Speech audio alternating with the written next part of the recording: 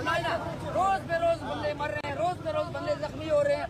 एक ड्यूटी नहीं मिल रहा है, बदकिस्मती ड्यूटी मिल रहा है तो चोर हमको मार रहे हैं। शर्म होना चाहिए इंसान। हमारे कंपनी के 8 साल से रोड भी खराब है। कहता हूँ ऐसा अल्लाह ना करे किसी के जानवर के साथ हो यार। ये हमें हमारे साथ ऐसा हो रहा है, कोई ड्यूटी नहीं। ओस्मानी मोड़ पे यकीन करो, पता नहीं कितने टाइम से चौकी बना है, चौकी में बंदे पुलिस वाले नहीं है, उसको बहाल नहीं कर रहे यार।